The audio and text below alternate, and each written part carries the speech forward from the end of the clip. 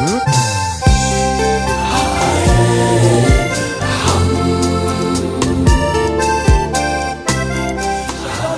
bandeko nyonso ya Aigle News TV na programme na biso ya prière dans la famille na pesi bino mbote bisika nyonso bozwami bino ba oyo bozwaka temps na bino bo disposera vraiment nyonso ba temps na bino pona kolanda masolo oyo to sololaka o etali mabota. Oyo etali mabota, oyo etali bana, etali papa, ambiance dans la famille. Nzambe na lola apambola bino, akanisela bino. Et lelo eza journée spéciale, eza vraiment journée spéciale. Na ebisaki bino prière dans la famille et koli. Et boti ba branche ebele na prometa ki bino ete tozana ba témoignage ebele. Et lelo eza journée spéciale. Avant to banda na kota vraiment na katia likambo yango to pesa Nzambe merci. Ye oyo apesi biso souffle de vie au tozanango ye oyo abateli biso ye oyo apesi biso lisusu force wana ya kozala liboso na bino pe ya kwa annoncer bino bonne nouvelle kwa kolobela bino de la part de Dieu ko pesa Nzambe wana merci et sika ozwami kanga misu na yo pesa Nzambe merci ton lobaka bondela il faut ko bondela parce que na prière na yo ndezali porte ya nyoso arme na biso ba chrétien et sa prière to bondeli ko pesa Nzambe merci pe kotika moment oyo na maboko ya Nzambe to bondeli au nom de Jésus. Éternel notre Dieu Yahweh, papa to pambolio to pesio merci pour tos Nzambe. Merci pour na mokola lelo Yahweh au hasard et pas na weza raté. Oyebi journée ya lelo oyebaki yango pe oyebaki na ngonga oyo to kolobela nini de ta part. Tikete kombo na o ezale lever au-dessus de tous les noms. Papa pambola pe bandeko oyo nyoso bazwaka temps ya koyoka biso pe ba tiaka oto lobaka na misana na ba pratique pe ba yoka ka vraiment. Nzambe pambola bango banda na biso prière oyo lokola Alpha, Zala Nabiso lokola Emmanuel parmi ses enfants et Soukisa Nabiso lokola Omega. Papa Molimo Santo na yo et Kamba et Sunga bandeko oyo nyoso bakolanda biso enfin ke ba na ko discerner oyo nyoso toza koloba na moment o to bondeli petolobi bongo na kombo na yo Yesu Kristo. Amen. Ndena zaki koloba prière dans la famille et koli. Maman yo mutozo akokazo rolandanga prière dans la famille ezo concerner ka ba maman te ezo concerner pe ba papa parce que zana ba papa ba komela rabiso ba papa ba lobela rabiso o ba landanga nde ba transmettre ba message pas ba maman et ba ndeko pe bazo se préparer na kata libala etala rabango ndeko nde na lobake prière dans la famille koli et koli comme na ba branche belé tomati ba retraite to kota ki Nzambe ayano naza sur fois passé bolanda ki ba témoignage o bato ba pesaki et na prometa ki bino ke eza na témoignage moko eza vraiment édifiant.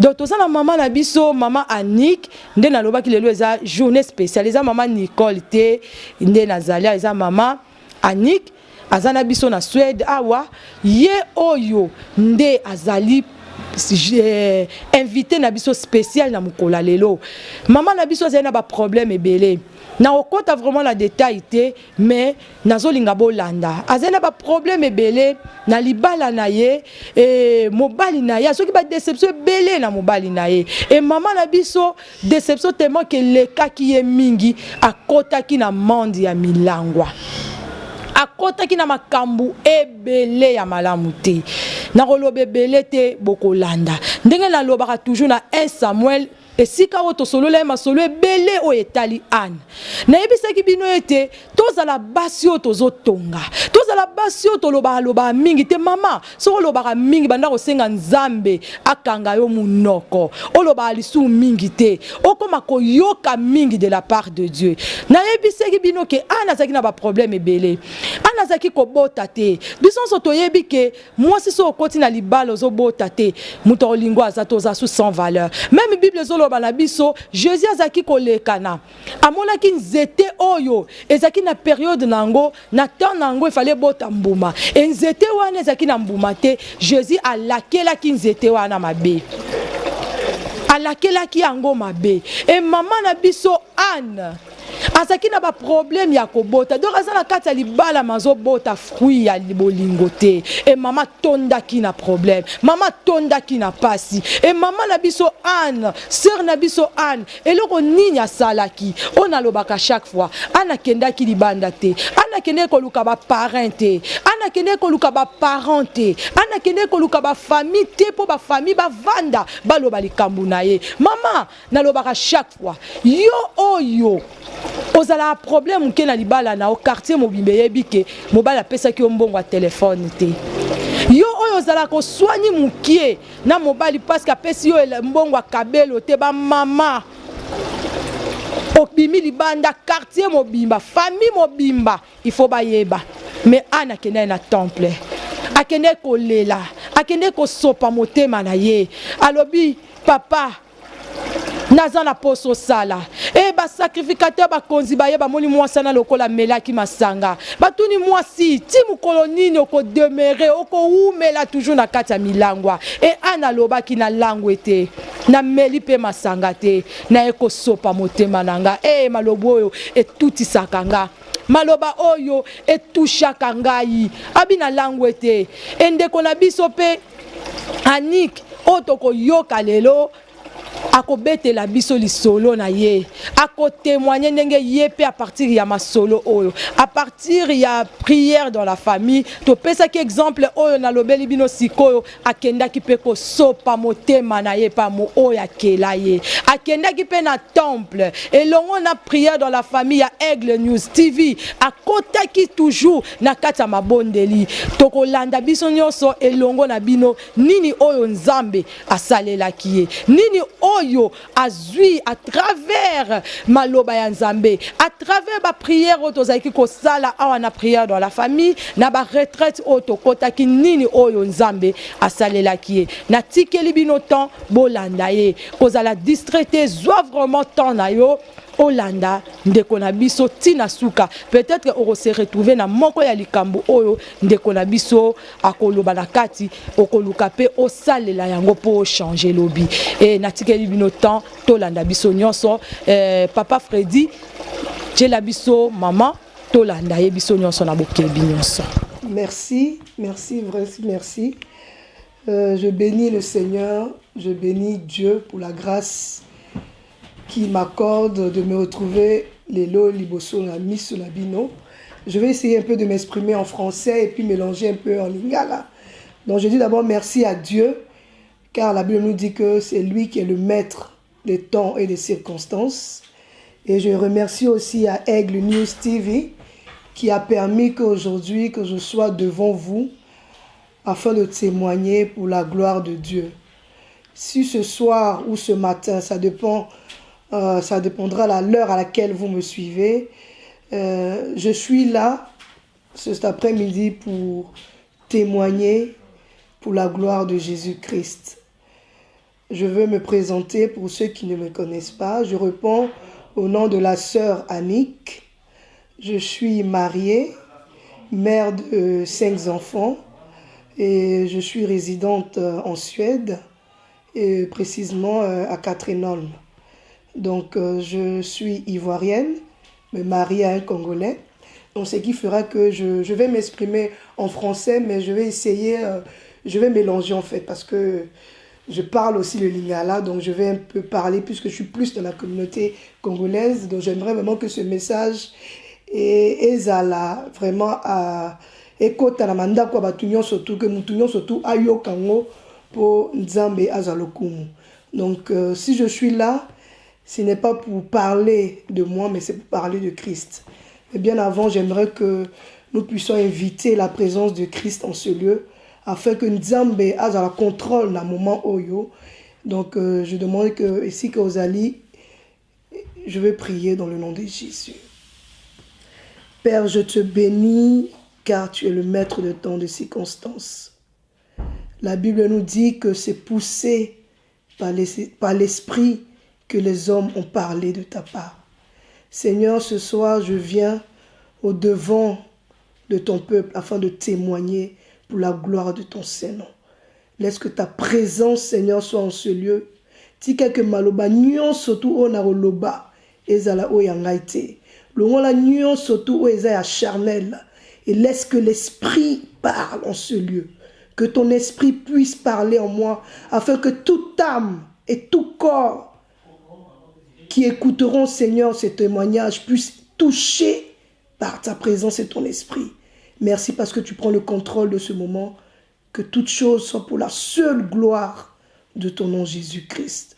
Dans le nom puissant de Jésus-Christ, j'ai ainsi prié. Amen. Donc en fait, nous sommes en famille, il n'y a pas grande chose, mais la Bible nous dit qu'il faut témoigner. Il faut témoigner des bienfaits de l'Éternel. Nous vivons très souvent dans un monde où nous témoignons pour les hommes. Dans la message, ton message, ceux qui m'ont salué loko. Aux autres témoigner que ceux qui ne l'ont pas loko yo, ezan ne kongwana nitoaz apesi ngai. Omoni soki lelo naza na poto, eza maman na ngai, eza ndeko na ngai, eza mobali na ngai. Si lelo naza na mukanda, eza pona mutu oyo. Nous avons l'habitude de témoigner Batou. Mais aujourd'hui, je ne suis pas là devant vous pour témoigner un homme, mais je suis là devant vous pour témoigner, n'est-ce pas, le créateur de l'univers. Je suis là devant vous pour témoigner de l'amour de Jésus-Christ dans nos vies. La Bible, je vais lire rapidement dans le livre de 1 Jean 5, au verset 9. La Bible dit, si nous recevons le témoignage des hommes, le témoignage de Dieu est plus grand. Car le témoignage de Dieu le témoignage de Dieu, s'il vous plaît, consiste en ce qu'il a rendu témoignage à son Fils. Celui qui croit au Fils de Dieu a ce témoignage en lui-même. Celui qui ne croit pas de Dieu le fait menteur, puisqu'il ne croit pas au témoignage que Dieu a rendu en son Fils. Donc c'est ce que j'étais en train de dire. Je dis, je ne suis pas là. C'est vrai que nous témoignons des bienfaits des hommes. Nous pouvons témoigner des bienfaits de nos amis, de nos parents. Mais la Bible nous dit que le témoignage de Dieu est plus grand. Donc quand je témoigne, aujourd'hui, le témoignage que je veux vous apporter dans vos maisons, dans vos cœurs, c'est le témoignage de Dieu. Et le premier témoignage de Dieu, c'est le premier témoignage en fait, c'est que Christ, n'est-ce pas, est monté à la croix pour toute chair. Et la Bible dit que tous ceux qui croient en lui, il leur a donné le pouvoir de devenir enfants de Dieu. Et moi aujourd'hui, si je me tiens devant vous, parce que j'ai eu cette grâce. J'ai eu cette grâce en tant que Moutamasumu, en tant que Moutou. Oh, par exemple, Moutou classé, je ne sais même pas comment est-ce que je pouvais classer ma vie, dans quel rang elle était. J'étais dans la poubelle, j'étais dans la débauche, j'étais dans le mal, j'étais dans le mensonge, j'étais dans l'impudicité, j'étais dans le vol, j'étais dans tout ce qui était du mal. Mais aujourd'hui, Jésus-Christ m'a fait cette grâce. Voilà pourquoi il dit à tous ceux qui l'ont cru, il a redonné le pouvoir. Voilà pourquoi j'aimerais que toi qui m'écoutes ce soir, Yom Tozo Yokanga Lelo. Il faut que Nzambe te donne le pouvoir maintenant, à cet instant, de devenir enfant de Dieu. Dieu te donne le pouvoir. Et Christ a dit, si tu es en Christ, tu deviens une nouvelle créature. Aujourd'hui, je peux témoigner que je suis une nouvelle créature parce que j'ai accepté d'abord Christ. Donc le témoignage de Dieu, c'est d'abord accepter Christ en nous afin que nous puissions témoigner. Et je vais rentrer dans les détails de mon témoignage afin que chacun puisse être édifié. J'aimerais parler à quelqu'un ce soir. J'aimerais parler à quelqu'un ce matin. Yom Tozo Yokanga,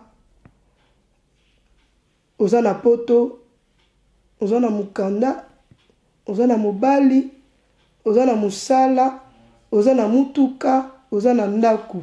Nyonso tu wana ngapi nazana ngo. Et je me disais, Netiyo, si vous avez un parce que l'homme perd la place de Dieu quand nous voyons toutes ces choses de ce monde. Au monde, la bali nanga déjà, la boti nanga ba nanga, naza la moins fast nanga, na musa nanga. On n'a pas trop le temps à penser à ce Dieu-là. Nous sommes plus focusés à Malibala, au Mobali. Tous sommes plus focusés à Bananangai. Mais bien aimé, les temps sont mauvais. J'étais comme toi. J'étais comme toi. J'étais plus occupé à ma vie. J'étais plus occupé na ngai moko, na Mobali na ba na ngai, Moussa na ngai. Mais aujourd'hui, j'ai compris une chose. Ça sert à quoi de gagner toutes les choses de ce monde et de perdre son âme? Bien aimé, on a zoyebisa yo lelo ezali po nzambe akota na kati ya motema na yo. Oyeba koza mutu moko oza trop spécial na miso ya nzambe. To musu okoki komimona na okoki ko se négliger, okoki komona ki anaza mutu moko anasali mabe mingi. Naza mutu moko anenge na otambwisa vie na ngai.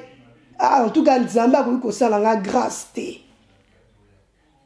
Tamusu oza mutu moko oza na kati ya ba misala mabe ya kindoki.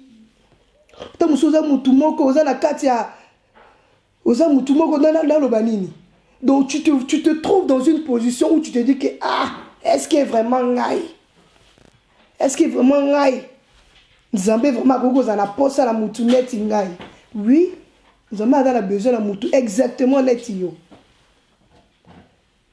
Nzambe a besoin exactement neti yo. Et ce témoignage, c'est pour te donner la force. Pour oyeba que ceux qui anik penglelo azo témoigner Nzambe wana, ça veut dire que vraiment que ngai pesika nazali, Nzambe aza capable ya ko toucher vie na ngai. Bien aimé, laissons toutes choses, tout y kama benyon surtout.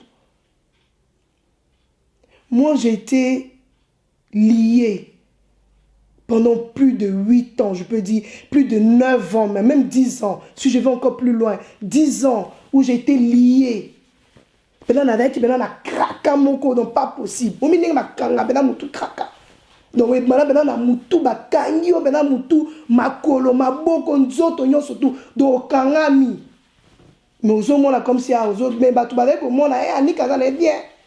Donc, si mutu au monde, ben otala au monde, openal ba, azana est bien, azo ça la vie est bien, azo ça, azo bota, azo lia, azo non, bien aimé. Je te parle de du monde spirituel. C'est vrai que TV, on a un temps limité. Mais je veux être vraiment kozala vraiment dans na mukousé pour na yebisayo bien aimé. Au monde aussi que ozali wana, et ça place na yote. Et si que ozali wana la vie oyo zomona ko komi wana, okomi nanu te. Okomi nanu te. Mutuka et c'est pas la fin. Ndaku c'est pas la fin. Libala c'est pas la fin. Ndaku mbana c'est pas la fin, bien aimé. Moi j'ai cru que j'avais tout, que je pouvais, j'avais pas besoin de Dieu. Je vois pourquoi je me mettais dans une vie qui n'était pas la mienne. Mais si je vais un peu en arrière, qu'est-ce que je veux témoigner? Naïna témoigner moni motema ya mutu. Quand le cœur de l'homme est blessé, quand le cœur de l'homme est déchiré, c'est là que le diable vient prendre.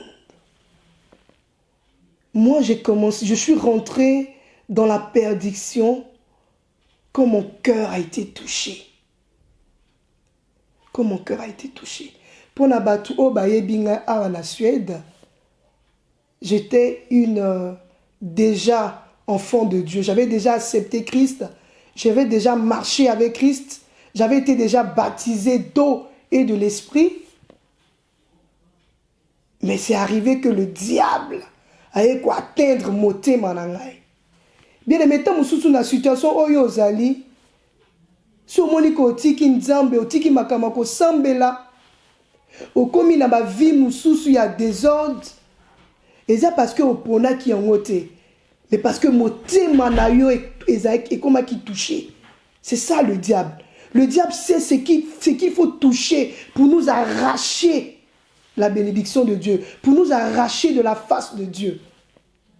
Le cœur de l'homme. Ana potoawa motema.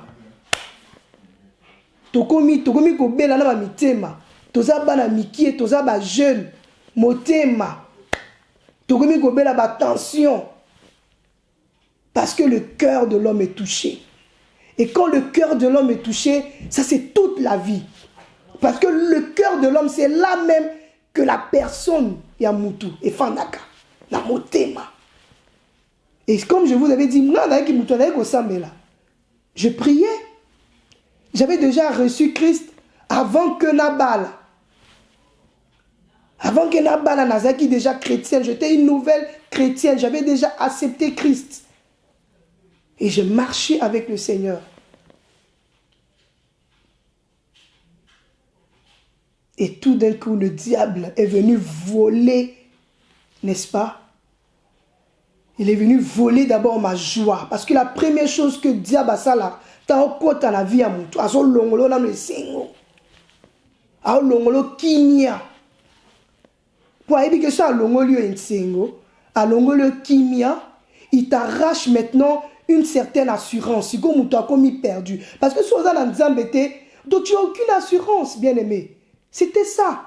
Moi, quand j'étais en Christ, j'étais Nazaki rassuré que oui, Jésus-Christ, mon espoir, ceux qui lisent Kamouezali, je sais que je dois m'appuyer sur la parole de Dieu. Mais quand le diable m'a arraché, n'est-ce pas, cette joie, quand il m'a arraché cette, je peux dire, cette assurance, quand il m'a éloigné en fait de la face de Dieu, quand il m'a éloigné de Dieu, c'est là que les problèmes ont commencé. C'est là où j'ai commencé moi-même à chercher ma joie bien-aimée.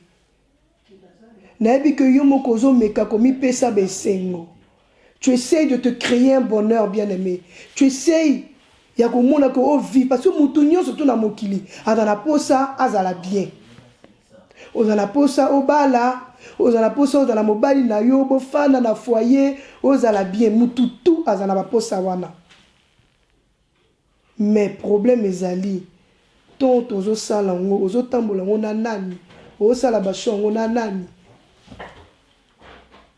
Je vais dire quelque chose et je sais que yope ozo yokangai oza la même situation. Si aujourd'hui je me tiens devant vous, n'est-ce pas? Il y a vous témoigner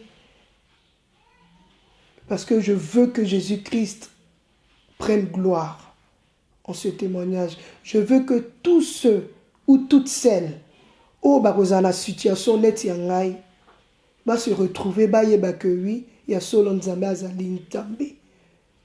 S'il a fait dans la vie de cette sœur, il est encore capable. Bien aimé, je croyais que c'était impossible. Je croyais que c'était impossible. Aujourd'hui, le diable a touché Moutou. Attends, Moutou, sambe la mingi. Olingi Nzambe, aujourd'hui déjà appelle à Nzambe. Depuis qu'on est en Afrique, le diable sait ici qu'il a touché. Il a touché Koto. Moutou a comme la destinée n'a été. Si il a touché au Koto, a sambe la té. Pourtant, tu as une destinée. Le Seigneur a un plan pour toi. Il a dit, je connais les projets que j'ai formés pour vous. Les projets de bonheur et non de malheur.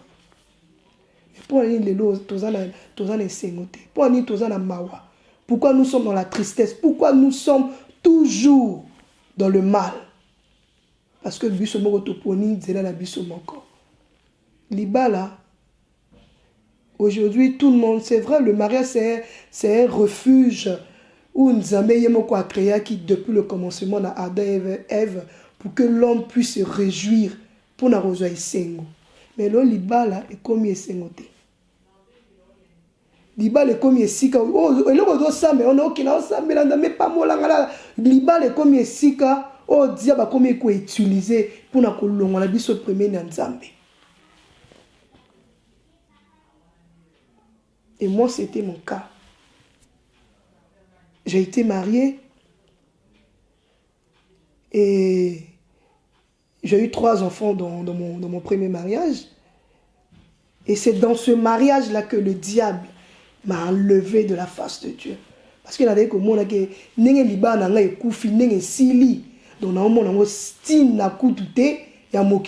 il faut la sala, si on a beaucoup sala.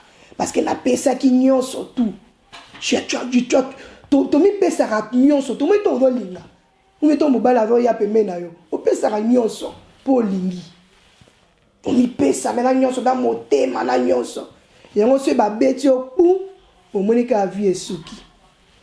Et moi c'était ça. J'ai limité Dieu. J'ai stoppé Dieu dans ma vie quand j'ai reçu la déception. Au milieu de déception, on a le bas motema. Bolingo eza na kati ya motema. Lelo eza kati ya bolingo on a ici ka tozwa ba problème. Pourtant libala eza ici ka mutusi ala na kati ya libala il faut yoka isengo. Il faut se réjouir pour akumisa nzambe. Mais lelo komi ata soki batu avec qui est bien avec qui m'arrêter. Mais ceux qui a koti na kati ya libala on reconnaître les soutes. Ba problème à libala comme il affecté na foi na yo. Mais quand Dieu nous donne la bénédiction, et ça c'est que ceux qui appellent si biso ba pamboli à libala et comme que biso to comme musika na été, c'est pas ça la volonté de Dieu. C'est pas ça la volonté de Dieu. J'aimerais m'adresser à toi. Ozana situation oyo.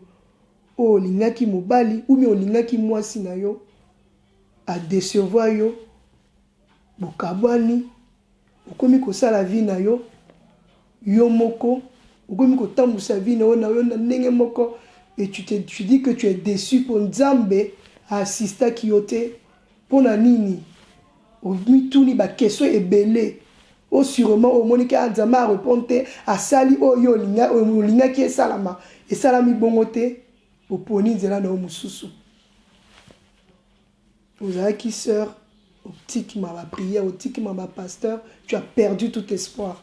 Tu étais frère, obité, mais comme moi, moi, si moi, na salinga, et pardon. Je ne peux pas digérer ça. Excusez-moi. Donc, bien aimé, ni la koloba. Donc, on a libala, comme mon mariage.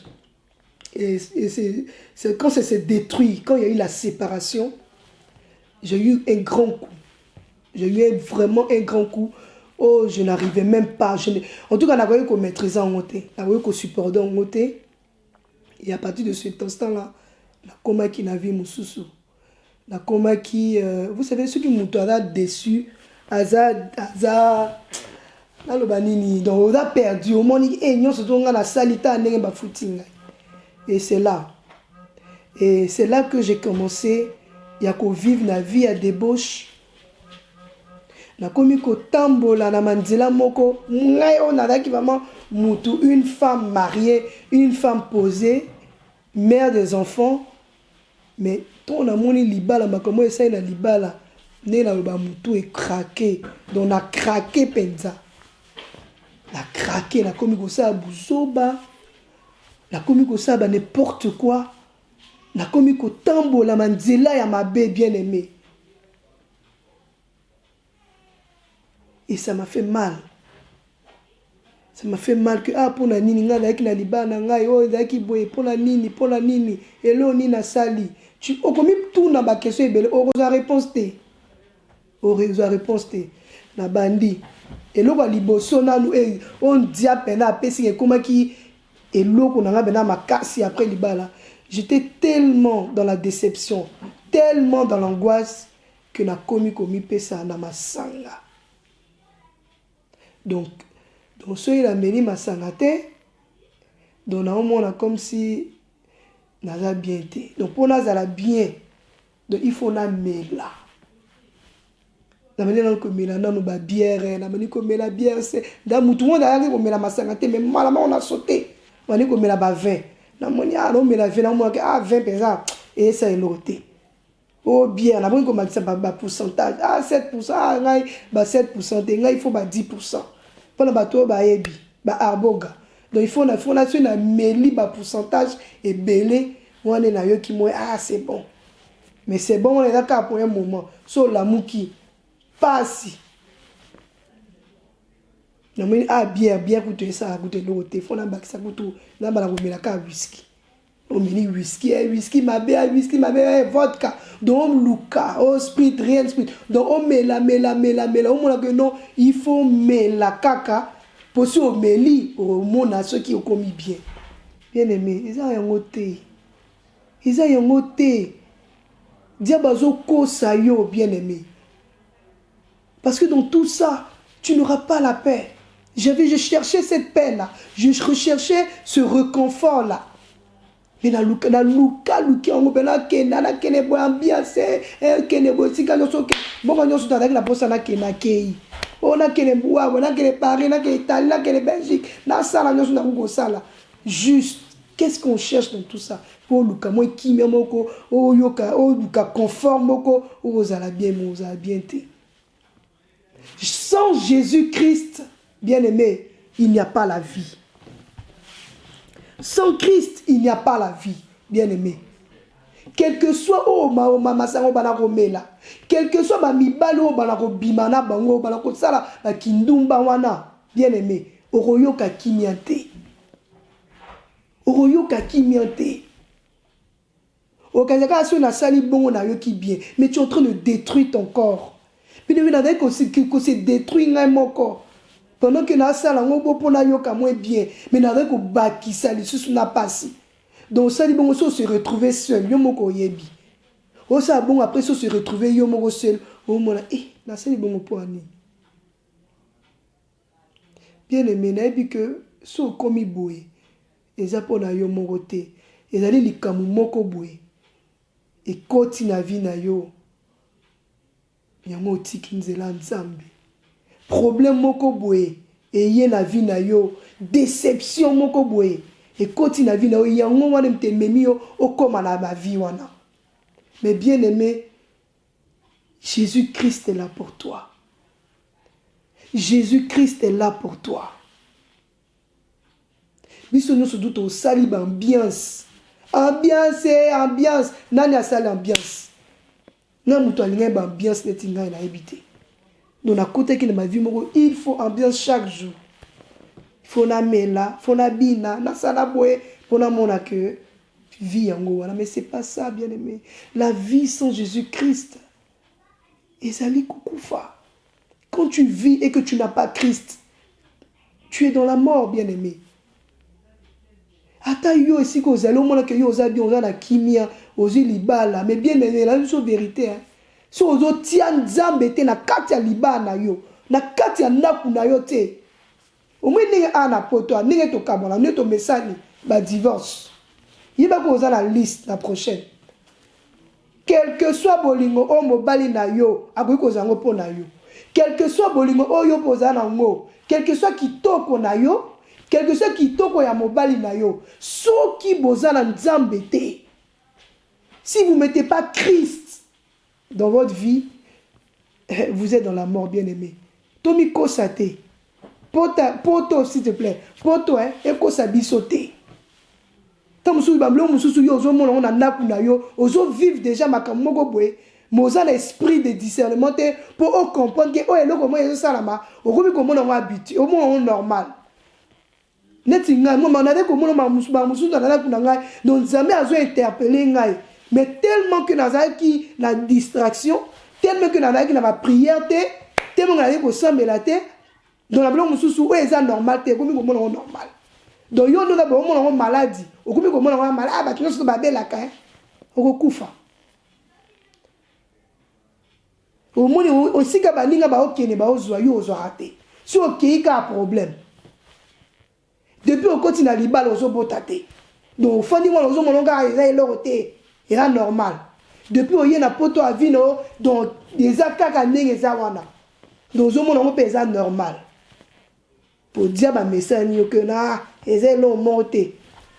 Au quotidien, na kuma kamu, ozo mono na na kuna yo, ozo comprendre qu'il y a quelque chose qui ne va pas.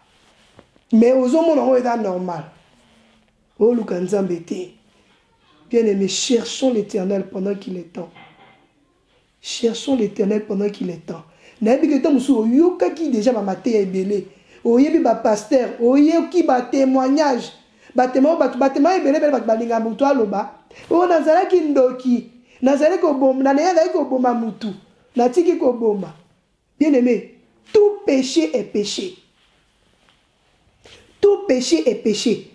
Donc zama oya pour enlever batu na o lobi on nga na boma batu te nga ne na bona de ka ko bimaka na mibali ya batu okene okota lola te o nga ne na bona de ka mutu moko nga na sala nga mutu mabete nga na tonga na nga kaka okota na lola te yo oza na kati ya ndaku ya libala oza ka kindumba infidélité okota te.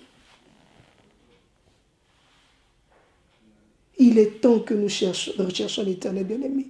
Moi, le Seigneur, quand il m'a interpellé, nazaki la situation moko, donc nazaki la chambre nangai, na metu nangai, avec comme la vin, nazaki la problème à kasi, o ngana mobile nangai pesa, neto destination pour toi ça lo bien, ouais, kende, m'en fous etali ngaiti. Donc moi na mamusu o normal. Au moment où on a divorce, c'est normal. Au moment où mobalani, boboti, bokabani, ozu mobali mususu, oboti nae, bokabani, ozu mwasi mususu, ozuye. Donc ozu mon normal, au moment où qui danger. Au moment où ça la nini. N'appelle avec moi, ça l'autre. Quel est nayo? Naza ba nanga, naza na mon, nanga na ndaku nangai. Bien aimé, bien aimé. Ça ne sert à rien. Ça ne sert à rien d'avoir toutes les choses de ce monde. Ceux qui ont été du Seigneur. Nous devons chercher Christ. Quel que soit le rang social la biso, quel que soit nous devons chercher Dieu. Bien aimé, nous devons mettre Dieu dans nos familles. Nous devons mettre Dieu dans nos foyers. Nous devons éduquer nos enfants avec Christ. Surtout biso ana potawa. Nous sommes dans un monde vraiment très compliqué. Où bana bada yebisa bango ma mususu na école, o biso tozoyi toyebi na lo mususu. Mais si tu n'éduques pas ton enfant avec la connaissance de la parole de Dieu, ozote ya bana todal bana nzela nzambe te eza pasi nekonangai. Eza pasi nazo rassurer yo. N'attends pas que le mal arrive. Non, la salle qui tue ma casse. Tu n'as pas qui n'a pas vu, on a la débauche, on a ok, les bloqués, mon bali, bozo, moi, ma sanga, ma vie à tambola, on a avec mon normal. Si tu es ça, na nini, na bali pété, oh nini, na sala, on a sala. Bien aimé, c'est vrai que mon tour est vie na yo, mais tu le baka, tu me sais, n'a pas vu là, na fouta ma facture, mouta fouta ma facture. Mais sache que tu as un rendement.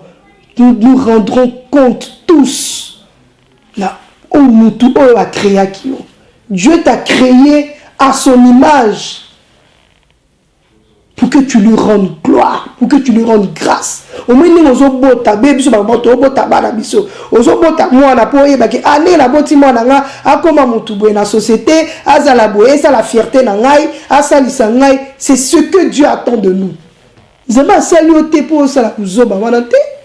Zama sali te pose la carte ya kindokité. Yoka ko bloquer makambo ya vie ya batu.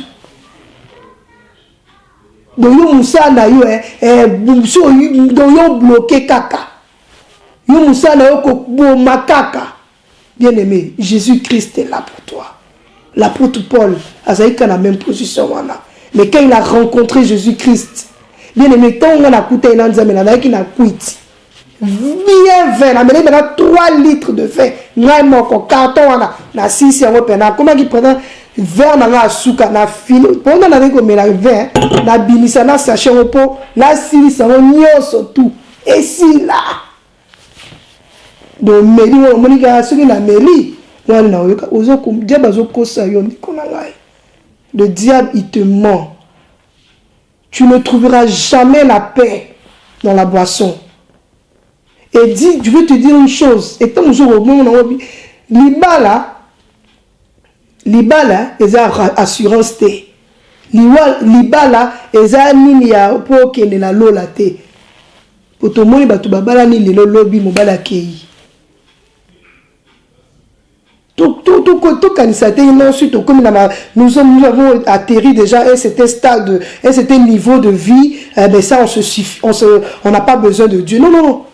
Je ne suis pas en train de parler de Dieu parce que j'ai faim. Je ne suis pas en train de parler de Dieu parce que je veux un enfant. Je ne suis pas en train de parler de Dieu parce que j'attends de Dieu quelque chose. Je suis en train de parler de Dieu parce que j'ai compris que c'est lui le créateur des cieux et de la terre. Non, non, non, non. Vous me surtout. Je suis, même si je peux perdre tout, mais que l'esprit de Dieu ne me quitte pas. Bien aimé,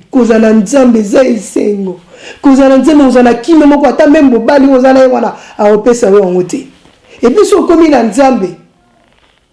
tous ceux qui seront autour de toi va comprendre et puis vous allez bénir à travers eux. Et comment le rôle est maman roboué. Au moins la carte libano au bolingo et comment ma casse. Bien aimé, on ne peut rien sans Nzambe. Na makasi na yo, na mayele na yo, na bumbutu boy, to sa nyoso. O ngana sa nyo na sa ibele mobile na nyoso. Po alinga ngai. O ninga na salie boy, ninga to kela ngabela na metu. Na mabilo ngana na sombe la kaye, babila ba ngana sombe la kaye. Ndeko. Ato sali nyoso tu, sa ninga tromper yo. Sa ninga salo mabe au salo mabe.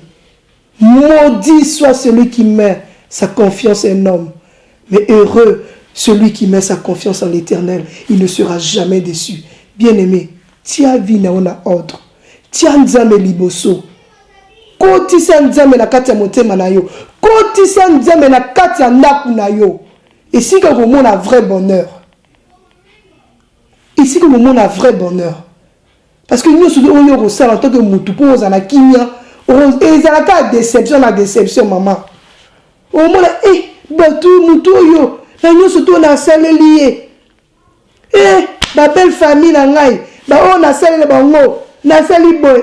Neko. Si la yina banagoupe sa témoignage, na banagolo batita, moussou. Si ma ouais au kata, na banagolo baka ngai moko. Biso to za batou, oh, mo nzama pesi biso na mitema ngomoko, ya kolinga ko salisa batou. Et tout, on croit. En tout cas, on a dit que on a dit salisi mutu. Na ozela ka mutongo, na ozela mo reconnaissance. On donne le baron ah, attends, on peut s'en aller au mot mais na zo mo reconnaissance mo ah. En tout cas, Annick Penza, okozongote neko. Okozongote. Sur que ozo sala ba po ba ndima yo, ba lo ba tu te trompes. Oyoka mutu pasi. Nino to kuni ko linga ko tia nzato, ni ko kuni ko tia ba bolingo, o bolingo na nga o bolingo, e ya ko peso ba attention. E ya ko peso ba mutu pasi. Tia nzame liboso. Prends Dieu. Mets-le na kata na kuna yo. Même quand ça ne va pas. Même quand ça ne va pas. Totika bakanda, totika bagoloba ebele bele, toni fukama maman. Fukama. Fukama. Une femme ne parle pas trop. Une femme ne se dispute pas. Une femme, de moi, si moi, ça va querelle. Soubani koloba, il faut aussi les satina souka. Non, non, non, non, non. Attends-nous, quel que soit le problème. Fukama kaka. Pour ça, nous, loba.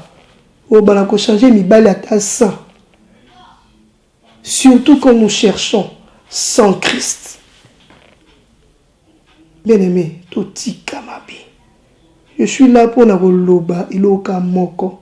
Toti kamabe, toti kama vie, il y a pas désordre. Laissons Dieu prendre la place. Nous sommes dans un moment crucial.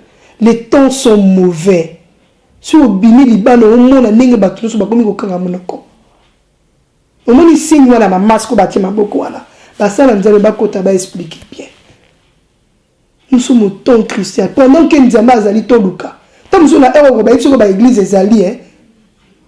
D'arriver un moment où le temps notre okene, ba église ezali souté bien aimé. On luka pasteur assemblé pour na muta rozalate, ya ressemble pour na muta rozalate.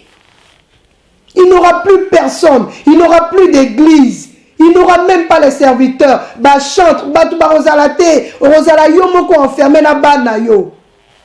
Et le diable viendra régner. Si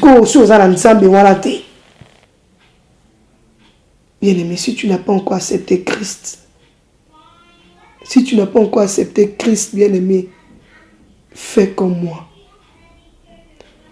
Pour la déception à l'Ibala, pour la divorce, na s'éloigner na Nzambe, La commis ko sala kindumba. La commis ko vit dans la débauche. Bien aimé, na soni. Vous avez un moment où vous êtes responsable, mais na mis sur un bateau. Obima zoba. Diable, c'est ça le diable. Il te prend, il t'emmène à un niveau qui n'est pas de toi. Il t'emmène à un niveau qui n'est pas de toi. Là, c'est ici que vous allez, on les a yoté, maman. Vous avez ça là, on les a yoté.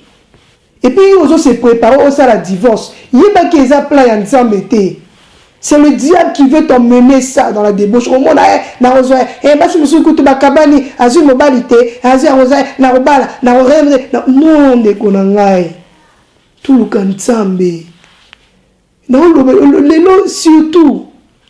Je parle sur le mariage parce que nous avons un témoignage d'angai. Oh, ici, quand maintenant, on a l'ongoli, liboso en Zambé, pour na makamablo comme mokili. J'étais arrivé à un moment où on a dit, ah, fallait pas kutu Nzambe, fallait que tu na balata, robalate. Donc, comme il arrive au moment où tu vas commencer à avoir tes bénédictions, hein, et comme il vous lit comme pour naïo. Pourtant, ma bénédiction, ça m'a donné ça, mais pour tous en enseignant. Mais bénédiction est comme le problème. Ah, depuis la balie, coutou, fallait coutou la balate. Non, non, non, non, on a les diable. Il ne fallait pas coutou la balate, fallait coutou la zara, non, non, non, non, non, non. La Bible dit qu'il n'est pas bon que l'homme soit seul. Le mariage, Isaïe Nzambe. Mais les noms balibal et belé a oezo kufa même à ta web mindele mais parce qu'ils n'ont pas Dieu bien aimé. Si tu n'as pas Christ au kokate au kaza na mayele na yomoko angane na benga me mafu nga kudu basi ngai basi base belé balanda ngai donc ceux qui ont ok na yo jusqu'à quand bien aimé, jusqu'à quand? Répentez-vous car le royaume des cieux est proche. Prenons garde. Tout quand ma porte nyon surtout. Maman quand ma porte nyon surtout. Koyo comme sonité. So yo ki message yo ki témoignage on a ebso muto comme ça bateau ba ebinga ba yo molongo.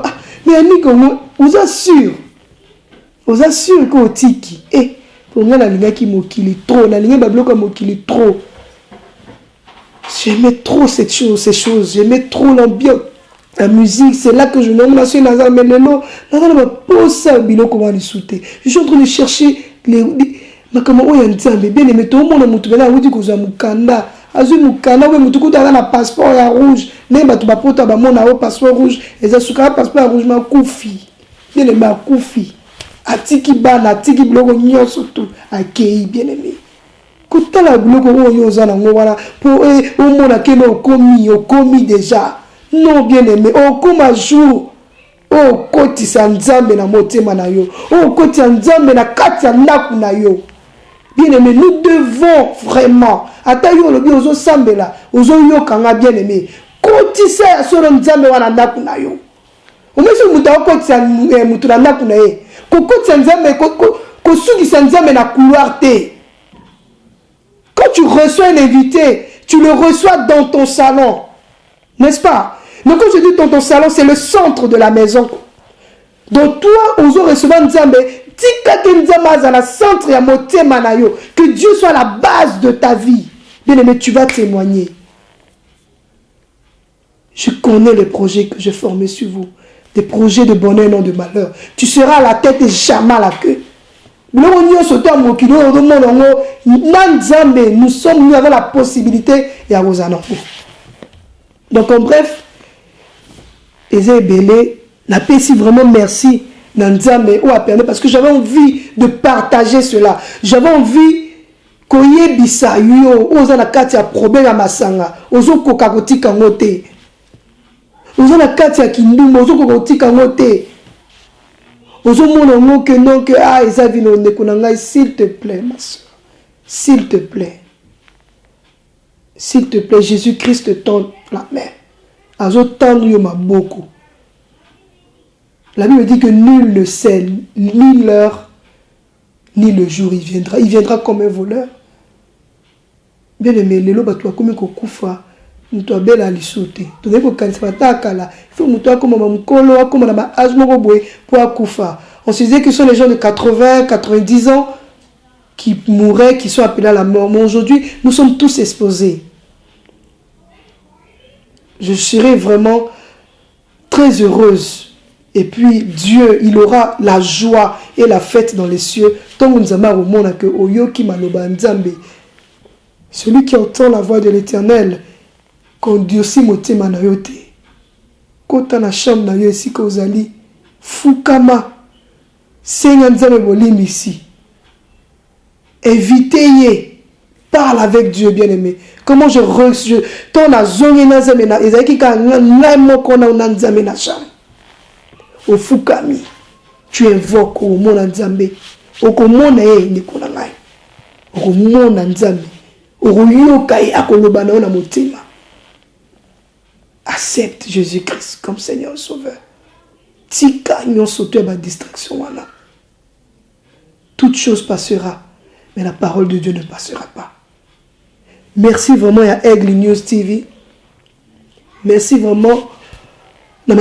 Surtout vraiment les bakou ya kolanda témoignage oyo. Je sais qu'avec la grâce de Dieu, nous allons partager encore, en tout cas ceux qui vraiment Papa Aigle, Cédric, Azo permettent vraiment tous les cas. De temps en temps, nous allons passer pour vraiment témoigner. Pendant tout ce temps, on a dit mais il faut la détailler. Pour se retrouver dans la carte au monde, il y a ce nous allons parler, nous allons partager afin que nous édifions. Tomi Kangama, tout se soutenir, c'est pas facile, mais tout se soutenir dans la prière. Prions les uns pour les autres. Prions les uns pour les autres, bien-aimés. Kolingate likamumoko songome kota na vie na yo po ye pa na nzambe. Bien-aimé, Dieu a plusieurs façons d'interpeller. Dieu a plusieurs façons de parler. Dieu te parle aujourd'hui à travers témoignages oyo pour yebi bien que on a la zolo bawana yo posa na kat. Dieu te parle cet après-midi, Dieu te parle ce matin. Tika mabe. Tika nyon soto de ko sala. Mi pese pa nzambe. Dieu t'aime. Il était le premier à t'aimer. Il sera certainement le dernier. Je dis et je vous remercie. Que la paix du Seigneur soit dans vos maisons et que la gloire de Dieu soit notre partage. Dans le nom de Jésus-Christ, je dis et je vous remercie. Tozongi lisusu bandeko la biso ya prière dans la famille nazasi biso nyonso tolandi na bokebi nyonso ndenge mama na biso anika lobi. En tout cas vraiment et salinga yesengo mena ebandeli salaki mawa kolanda na yoki passe na motema mena suka nango esengo ezali pona nini mama na biso akimela kina makolo ya Nzambe ndeko mwasi mama oya mipesi epa ya Nzambe ndenge tolandi ndenge na lobaki na ebandeli ke mama azoki ba déception belé o ezali première partie. Oui, ezali première partie oyo tolandi mama azoki ba déception belé mama kutana ki na ba problème belé ndenge na lobaki moyen na bandela lisusu ezali te parce que tolandi biso nyonso tout mama kimela ki na makolo ya Nzambe na ba prière ma solo toza ko beta ya prière dans la famille maman a perdaki sens ndenga lobi a perdaki sens de vie abane komona nyonso komi pamba akomi na tongo alangwe na poko alangwe masanga akomaki na vie ya mabe o vie o lelo soki liwe ya ki ezuye écoutier nango directement ngaka kende wapi anga kende wapi na lifelo directement mais maman ayoki mateya maman yoki oto ze kolobela bo mwasi na kati ya émission na biso to ya masolo na biso ya prière dans la famille et lelo mama saleli nzamba saleli ye ya bikamwa ndeko na ngai yo mutozi occasion rolanda biso yo oyo zwa occasion chaque fois ya koyoka masolo oyo ya koyoka de la part de Dieu sala lokola mama oyo sala lokola mama la biso mama Aniki sala ndenge apusa na makolo ya Nzambe ayaki aleleli Nzambe na ye elongo na équipe mobimba ya prière dans la famille tozwa ki temps ya mabondeli elelo mama na biso azwi kimia mama na biso azwi kimia nde na lobaka Nzambe a éclairé vie na ye Nzambe akomi pole ya bina ye. Nzambe asaleli ye ya kokamwa. Nzambe asaleli ye asokoli akomisi ye moto mosusu, moto ya sika. E yo moto ozolanda ngai, ozana nu wapi? Vini nozolanda. Est-ce que ozaka wana koshina ka mibali ya baninga? Est-ce que ozaka wana lali na kwiti ya masanga? Olamuki na yango? Maman nanga, c'est le temps. C'est le temps au bongo la motema. Ezangonga omi pesa epa Nzambe. Ezangonga omi pesa lokola mama o apesa ki. Toza na deuxième partie na biso ekoya mikolo ezakoya o ezalaki première partie et n'assurer bino que deuxième partie ezali susu ya koleka. Awa alobi kaka likolo mais na deuxième partie na biso akokota vraiment la profondeur. Au monde ndenge Satan aza ko distraire bana na Nzambe. Bon mona lolenge ni Satan azolinga kokota na bakwaye na biso. Ata toujours wana pona koluka ko détruire. Nebisa bino boyebi pourquoi diable abundisaka libala. C'est parce que akuta bénédiction nyonso Nzamba chakata mukeza na dans le mariage.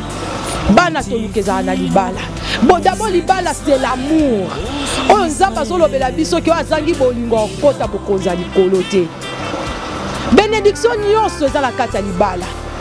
Et yango moni diable abundisaka. Yango nalobi to telema ba maman. To telema to tonga mabota na biso na kati ya losambo. Maman na biso asali pa na ye. Yo eza problème nini? Ba numéro eleka toujours wana na se. Soki oza na question na yo, benga.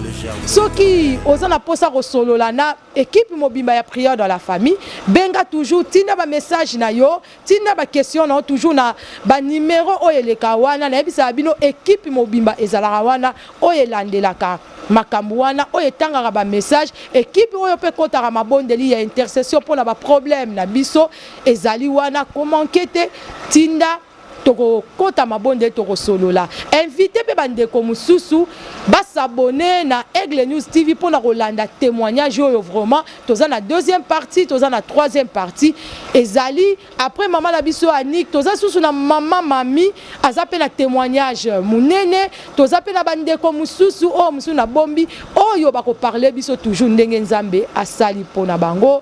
En tout cas Nzambe apambola bino balandi nyonso tu ya Aigle News TV na Freddy ikotama Nzambe apambola yo et puis toza na Christian Lisuku Nzambe apambola bino wana eza équipe technique na biso oyo ezalaka na Kinshasa Nzambe apambola bino et namoni réalisateur na biso Cédric Kayembe oyo aza toujours wana pona kobongisa pe ba image Nzambe apambola elongo na mama Nadège Kayembe libota mobimba Nzambe apambola bino namoni Clave Ilunga Deb Ilunga na depuis Ilunga o basungaka biso tangu nyonso na équipe technique na biso Nzambe apambola bino et Levier ipakala azape wana aza moko ya bana na ngai oyo na encadra kape mage kapesa anga mutu pasi Nzambe apambola bino papi bowa boza wana mama Jeannette aza wana mama Deborah baza ebele boza ebele papa Léon Nzambe apambola bino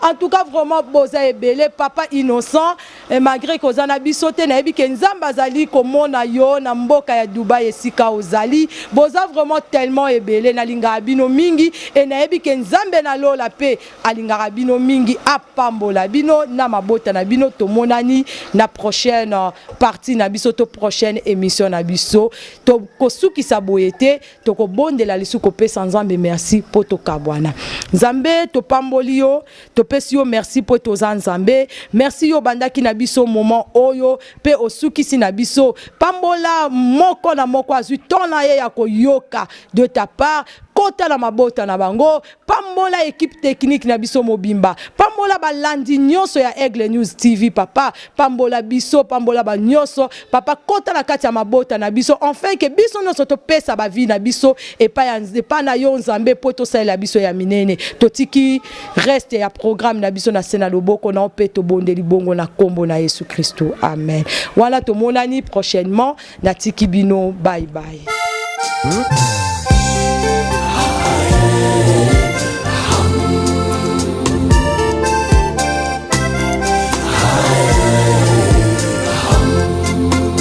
Jessica Touti